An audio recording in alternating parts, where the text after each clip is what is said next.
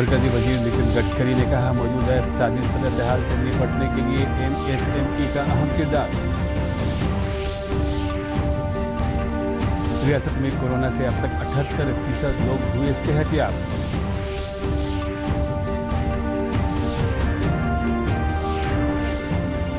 समाजी खिदमतगार Helen colour की यौम पैदाइश पर माजूरों के लिए उनकी खिदमात को किया गया याद।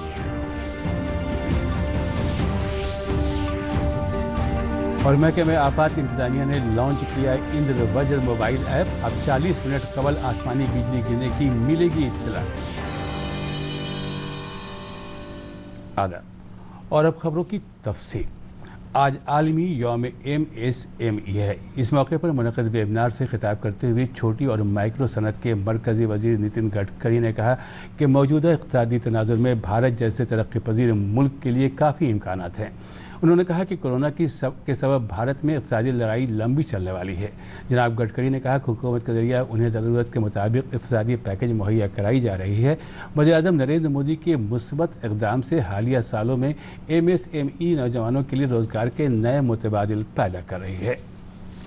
मिलकर लड़ रहे हैं, जल्दी ही वैक्सीन मिल जाएगा, उससे हम सबको प्रोटेक्शन भी मिल जाएगा, पर आर्थिक लड़ाई लंबी चलने वाली है। कुछ उसमें हमारे लिए ये आर्थिक लड़ाई लड़ते समय कुछ हमारे लिए स्ट्रेंथ भी है, कुछ दिक्कतें भी हैं। पर मैं ये मानता हूँ कि जो इंटरनेशनल इकोनॉमिक सिनेरियो भी है उसमें निश्चित रूप से भारत जैसे एक विकास की प्रक्रिया में गतिशीलता लाने वाले देश के लिए भी बहुत बड़ी अपॉर्चुनिटीज है और इसके लिए स्वाभाविक रूप वज़ीर-ए-आज़म नरेंद्र मोदी कल इतवार को सुबह 11 बजे आकाशवाणी से मन की बात प्रोग्राम में मुल्क और बैरून मुल्क के लोगों के साथ अपने ख्यालात का इजहार करेंगे। प्रोग्राम का नशरिया आकाशवाणी और दूरदर्शन के सभी नेटवर्क पर किया जाएगा। मन की बात प्रोग्राम आकाशवाणी समाचार के वेबसाइट न्यूज़ इन ऑनलाइन AIR.com और उसके मोबाइल ऐप पर भी सुना जा सकेगा। रियासत में कोरोना से अब तक 78% लोग सेहतयाब हुए हैं। सेहत सेक्रेटरी लोकेश कुमार ने वीडियो कॉन्फ्रेंसिंग के तवज्जुह से बताया कि सेहतयाब हुए मरीजों की तादाद बढ़कर 6,930 हो गई है, जबकि एक्टिव मामलों की तादाद अब तक 1,871 है। उन्होंने बताया कि गुज़श्ता 24 घंटों में कोरोना से 248 नए मामले सामने आए हैं। जनाब कुमार ने कहा कि अब तक की गई जाँच में 4% ही कोरोना पॉजिटिव मिले हैं। वहीं महकमे इत्तलात व ताल्लुकात आमा के सेक्रेटरी अनुपम कुमार ने बताया कि रियासत में मुस्तफ़ीज़ैन के दरमियान राशन कार्ड की तक़सीम तेज़ी से की जा रही है। मुख्तलिफ मनसूबों के तहत अब तक 8 करोड़ 46 लाख लोगों को रोज़गार दिया जा चुका है। व्यक्तियों की संख्या है 6,930। बिहार राज्य में इस प्रकार रिकवरी का जो दर है वो 78%, 78%। पिछले 24 घंटे में कोविड-19 पॉजिटिव 248 मामले आए और वर्तमान में एक्टिव पॉजिटिव केसेस जो है वो 1871 है। तो आज की स्थिति में 3800 जिले मिला के 1871 व्यक्ति हैं जो कोविड-19 से संक्रमित हैं, जिनका ट्रीटमेंट चल रहा है। और पिछले वज़ीर ज़राअत प्रेम कुमार ने कहा है कि रियासती काबीना से मंजूर तरमीमी सनत पॉलिसी से बिहार की सनत को काफ़ी फ़ायदा पहुँचेगा। आज पटना में दूरदर्शन से ख़ास बातचीत में उन्होंने कहा कि ज़रूरी रियासत होने की वजह से यहाँ फूड प्रोसेसिंग और मखाने की सनत के बेहतर इम्कानात हैं। इस सनत में सरमायादारी के लिए बाहरी सरमायाकारों में भी जोश व खरोश देखा जा रहा है। अभी एक औद्योगिक प्रोत्साहन नीति 2025 लाया गया है करके, और उसका मकसद है बिहार में इंडस्ट्री लगे जा करके, बाहर के लोग निवेश करें, यहाँ के लोग इंडस्ट्री लगाएं जा करके।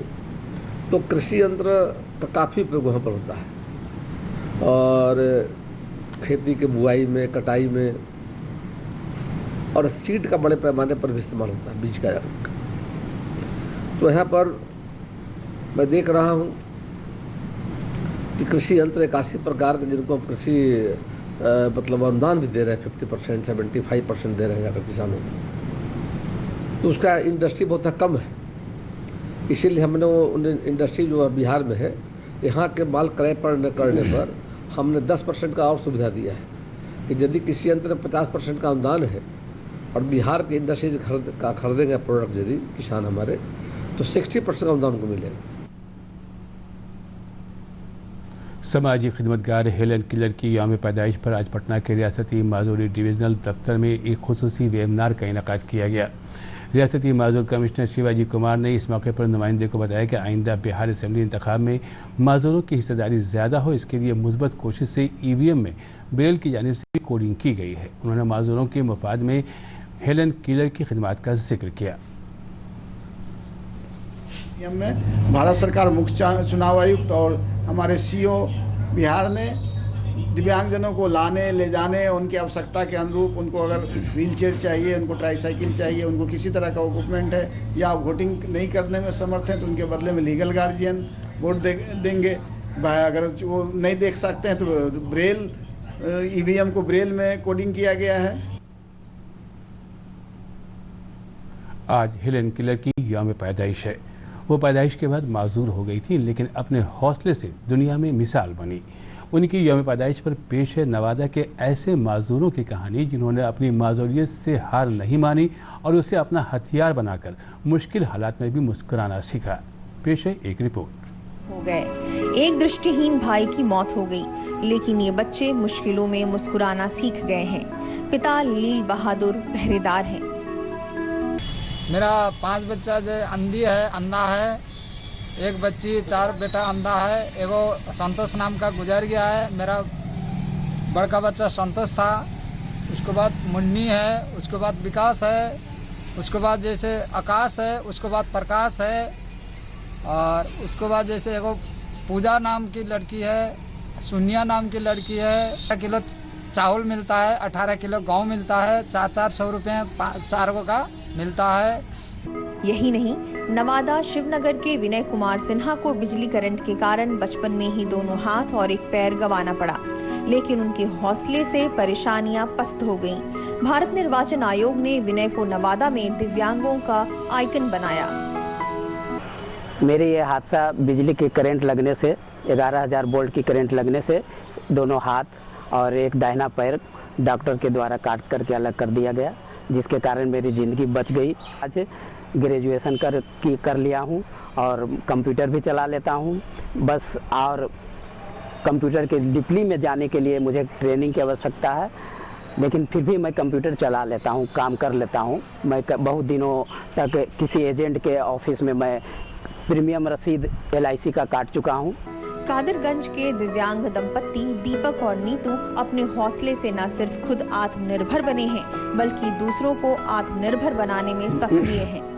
कोरोना के समय इन्होंने उल्लेखनीय काम किया है। दीपक को कई सम्मान भी मिले हैं। जब बड़ी हुई तो मेरा विवाह दीपक कुमार के साथ हुआ। मैं अपने पति की मदद से BA तक की पढ़ाई की हूँ। मैं बच्चों को ट्यूशन पढ़ाती हूँ, सिलाई बुनाई भी करती हूँ। मैं मोदी जी के आह्वान पर गरीब लोगों को मास्क बना के मुफ्त में बांटी हूँ।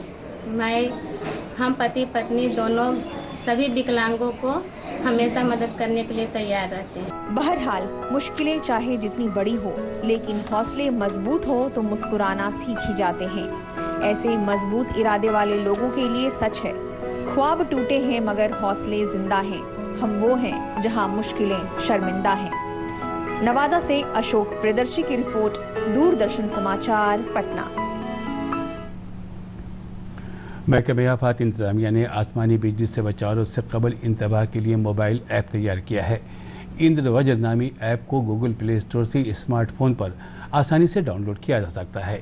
इस मोबाइल ऐप को डाउनलोड करने के बाद फ़ोन यूज़र को तकरीबन 20 किलोमीटर के दायरे में आसमानी बिजली गिरने की हालत में उसे 40 मिनट कबल अलार्म टोन के साथ एक वार्निंग मैसेज जाएगा। महकमे ने कहा कि इससे होने वाली जान माल के नुकसान में कमी आएगी। साथ ही लोगों से इस ऐप को डाउनलोड करने की अपील भी की। समस्तीपुर जिले के विभूति नगर थाना हलके के मुस्तफापुर गांव में पुलिस ने छापेमारी करके एक ट्रक गैर मुल्की शराब जब्त किया है। मामले की जानकारी देते हुए SP विकास बर्मन ने बताया कि खुफिया इत्तला की बुनियाद पर इस कार्रवाई में 5000 लीटर शराब बरामद की गई है। पुलिस इस मामले में मुलविस लोगों की गिरफ्तारी के लिए छापेमारी कर रही है। उधर मुंगेर जिले में निसफ दर्जन से ज्यादा असलहे के साथ 2 स्मगलर गिरफ्तार किए गए हैं। आज सुबह जिले के सूर्यागढ़ शहीद चौक के पास थाना इंचार्ज चंदन कुमार ने उसे गिरफ्तार किया। दोनों स्मगलर मुंगेर जिले के बाशिंदे हैं। और आखिर में खास खबरें एक बार फिर।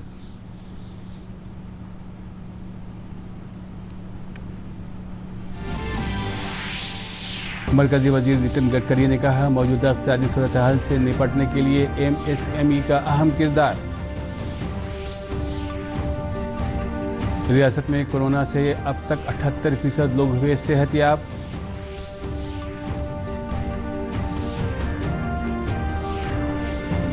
समाजी खिदमतगार हेलन किलर की यौम पैदाइश पर माजूरों के लिए उनकी खिदमात को किया गया याद।